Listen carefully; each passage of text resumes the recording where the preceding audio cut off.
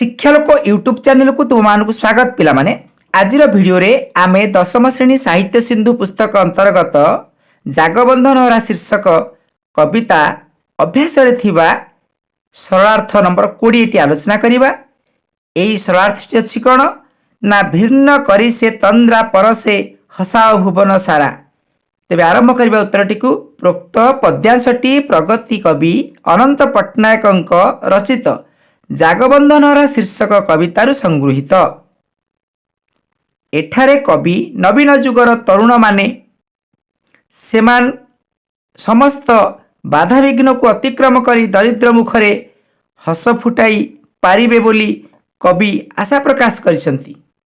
इ प्लेथिला प्रसंग तापर आउटी अनुच्छेद आमे विषयवस्तु आरंभ करिबा। विप्लवी कवि समाजर शोषित और दुख दैन्य पीड़ित मानवर मुक्ति निमंते बंधन हरा तरुण गोष्ठी को आह्वान देइछंती।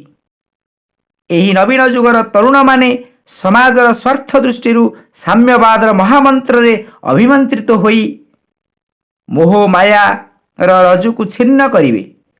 मानव समाजर कल्याण निमंते माया ममतार तंद्राच्छन्न अवस्था को परित्याग करिवे।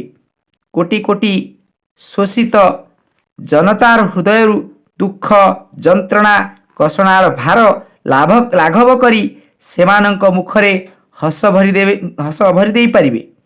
सर्वहरांक हृदय रे सुख और संतोष भरी देवे। शांति रे बंचिवार अधिकार प्रदान करिए बोली कवि बंधन मुक्त तरुण मानकु आह्वान देइछंती। वास्तव रे आउट अनुच्छेद आम लिखिया पिला माने वास्तव रे साम्यवादी समाज पई कविंकर आह्वान यथार्थ और युक्तियुक्त। तुमे पिला माने भिडियोटी देख साला परे बारंबार अभ्यास करिवो जहा फल रे आसंता परीक्षा रे निश्चित निर्भुल भाव रे लिखि पारिवो। धन्यवाद।